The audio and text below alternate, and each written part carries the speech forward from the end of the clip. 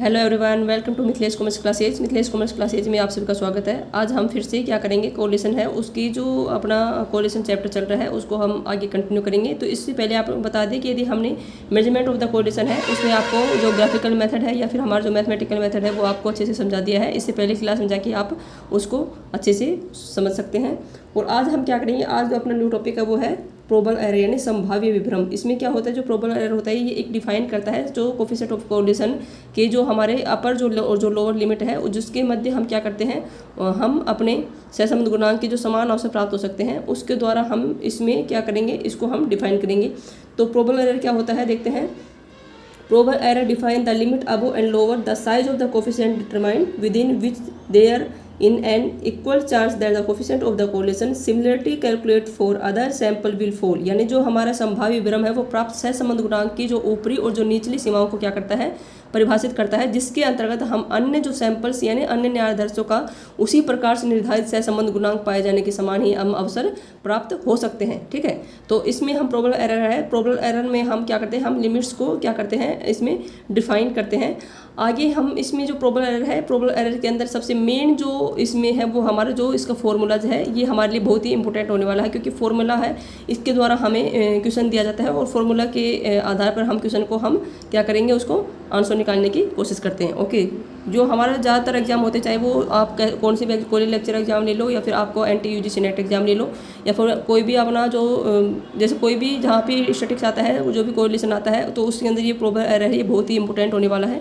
इसमें एक क्वेश्चन तो जरूर ही आपसे पुटअप किया जाता है। ओके फ्रेंड्स, ओके आगे देखते हैं इसका फॉर्मूला है इसमें प्रोबल एरर संभाव्य विभ्रम बराबर 0.6745 1 minus r² divide by √n। यानी जो हमारा ये जो प्रोबल एरर है ये इसका क्या होता है, ये इसका फॉर्मूला होता है। ओके, तो जो हमारे स्टैंडर्ड एरर है, स्टैंडर्ड एरर का फॉर्मूला वो है 1 minus r² divide by √n। तो इसके आगे यदि हम क्या लगा देंगे, इसके आगे यदि हम मल्टीप्लाई कर देंगे 0.6745 से, तो वो हमारा क्या हो जाएगा, वो हमारा प्रोबल एरर का इसमें फॉर्मूला आ जाएगा। ठीक है, ये दोनों फॉर्मूले आपको अच्छे से याद होने चाहिए।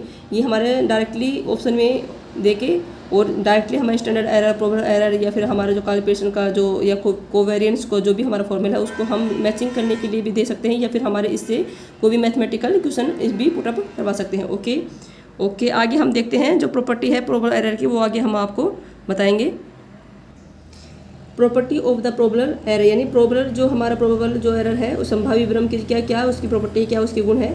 फर्स्ट देखते हैं, इसमें है limit of the coefficient of the correlation should be r plus minus probable error. यानी जो सहसंबंध गुणांक की संभाव्य विभ्रम के आधार पर दो सीमाएं यानी जो हमारे दो जो लिमिट्स है वो हम क्या करेंगे, इसमें डिटरमाइन करेंगे, r plus minus probable error निर्धारित की जा सकती है। ठीक है, जो हमने आपको पहले इसमें जो हमारा डेफिनेशन है उसमें भी हम आपको बताया था कि यदि हमारे प्रोबल एरर के द्वारा हम क्या कर सकते हैं, हम सहसंबंध गुणांक के जो भी हमारा जो लिमिट्स है यानी अपर जो लोअर लिमिट है उसको हम क्या करते हैं, इसमें डिफाइन करते हैं। ठीक है, तो उसका सूत्र क्या है, r plus minus probable error. Second इसमें है यदि r का मान if value is r is less than 6 time of the probable error then is the no evidence of the correlation. यानी जो यदि r का मान संभाव्य विभ्रम के 6 गुने से कम है तो सहसंबंध अर्थपूर्ण नहीं होता। यानी जो इसमें नो एविडेंस होता है, कोरिलेशन का क्या होता है, नो एविडेंस, मतलब नो एविडेंस यानी कोई भी अर्थपूर्ण इसमें नहीं होता। देखो इसमें 3 चीज़ें याद रखो, यदि r का मान प्रोबल जो एरर है उसके क्या होता है, इसमें उसके 6 गुने से कम होता है तो उसका कोई भी अर्थपूर्ण संबंध नहीं हो रहता है। सेकंड नंबर है जो एक तो हो गया 6 गुने से कम, सेकंड हो गया 6 गुने के बराबर या 6 गुने से अधिक। यदि r का मान क्या होता है, प्रोबल एरर के 6 गुने के बराबर या 6 गुने से अधिक होता है तो इसमें सहसंबंध क्या होता है, अर्थपूर्ण होता है। यानी इसमें जो हमारा सहसंबंध है वो क्या होगा, इसमें कोरिलेशन इज द सिग्निफिकेंस होगा। ठीक है, और जो थर्ड जो हमारा वो है, यदि हमारा r का मान यदि प्रोबल एरर से भी क्या होता है, कम होता है, तो दोनों श्रेणियों के सहसंबंध की जो सार्थकता हम निश्चित नहीं कर सकते हैं। ठीक है, तो इसमें हमने आपको सेकंड आपको बता दिया है। थर्ड हम आपको बताएंगे कि यदि सहसंबंध का गुणांक प्रोबल एरर के 6 गुने के बराबर या अधिक हो तो सहसंबंध गुणांक क्या होता है, इसमें अर्थपूर्ण होता है। ठीक है, और जो हमारा फोर्थ है वो है if coefficient of the correlation is less then probable error. यानी जो कोफिशिएंट ऑफ द कोरिलेशन है यदि वो हमारा प्रोबल एरर से क्या है, लेस देन है। ठीक है ना, जो probable coefficient of the correlation है ये हमारा प्रोबल एरर से क्या है, लेस, संभाव्य विभ्रम से यदि कम है तो we can not establish the correlation between the two variable. यानी दो श्रेणियों के मध्य जो सहसंबंध की जो सार्थकता है उसको हम क्या नहीं कर सकते हैं, उसको हम निश्चित नहीं कर सकते हैं। ओके, देखो इसमें क्या है, प्रॉपर्टी क्या है, जो प्रोबेबल जो एरर है उसमें प्रॉपर्टी है यदि हमारा जो आर का मान है यदि प्रोबेबल एरर से क्या है कम है तो हम क्या कर सकते हैं, दोनों श्रेणियों के मध्य जो सहसंबंध की हम उसके बीच हम सार्थकता निश्चित नहीं कर सकते हैं। लेकिन सेकंड जो हमारा है कि यदि हमारा आर का मान प्रोबेबल जो 6 गुणे प्रोबेबल एरर्स के कम है तो उसमें हम क्या होगा, सहसंबंध गुणांक अर्थपूर्ण नहीं होगा। और जो थर्ड हमारा है वो है सहसंबंध गुणांक यानी कोफिशिएंट ऑफ द कोरिलेशन है, यदि वो 6 गुणे जो प्रोबेबल एरर के 6 गुणे या के बराबर या इक्वल या फिर उससे मोर देन है यानी उससे अधिक है तो हम क्या होगा, सहसंबंध इसमें क्या होगा, अर्थपूर्ण सहसंबंध होगा। ठीक है, इसमें 3 प्रॉपर्टी को आपको याद करना है। ये जो प्रॉपर्टी ये हमारा जो NTU जैसे एग्जाम है वहाँ भी हमारे पूछी गई, ये हमारा जो असिस्टेंट प्रोफेसर 2021 में जो एग्जाम हुआ था वहाँ भी ये तीनों प्रॉपर्टी में से क्वेश्चन पुटअप किया गया था।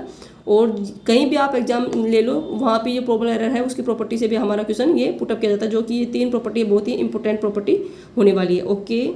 ओके फिफ्थ एंड जो लास्ट जो हमारी प्रॉपर्टी है वो है if n is the small the probable error में बी गिवन मिसलीडिंग रिजल्ट्स, यानी जो भी यदि हमारा जो एन है, एन का मान या क्या होता है इसमें यदि कम होता है तो हमारे जो प्रोबेबल जो एरर है उसके आधार पर हमें क्या होता है, मिसलीडिंग रिजल्ट आएंगे यानी भ्रमित निष्कर्ष आ सकते हैं यदि हमारा क्या होगा, एन का मान क्या होगा, कम होगा।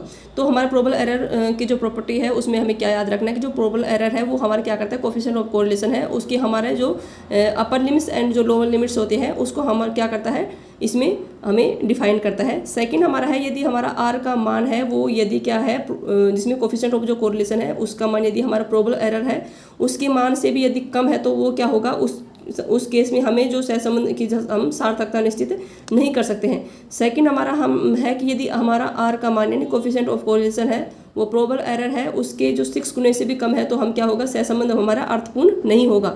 और जो थर्ड जो हमारा केस है वो है यदि कोफिशिएंट ऑफ कोरिलेशन है वो हमारा प्रोबेबल एरर के 6 गुने के बराबर या फिर 6 गुने से मोर देन है तो उस टाइम में हमारा क्या होगा, जो सहसंबंध होगा वो क्या, कोरिलेशन क्या होगा, वो हमारा अर्थपूर्ण होता है। ओके, आई होप आपको जो प्रोबेबल एरर है वो अच्छे से समझ में आ गया होगा। यदि आपको कोई प्रॉब्लम आ रही है तो कमेंट्स बॉक्स में कमेंट्स करें, अब हम आपको कमेंट्स के पूरे उसको आपको आंसर देने की कोशिश करेंगे। आई होप आपको क्लास में अच्छे से समझ में आ गया होगा। हमने आपको बहुत ही डिफाइन करके एकदम आपको क्लियरिटी से एक एक चीज़ को बहुत ही अच्छे से समझाने की प्रयास किया है। क्लास अच्छी लगे तो क्लास लाइक शेयर करें और अपने फ्रेंड्स के साथ क्या करें, क्लास को शेयर करें, सब्सक्राइब करें क्लास को। ओके, थैंक यू इतना प्यार और सपोर्ट देने के लिए, धन्यवाद।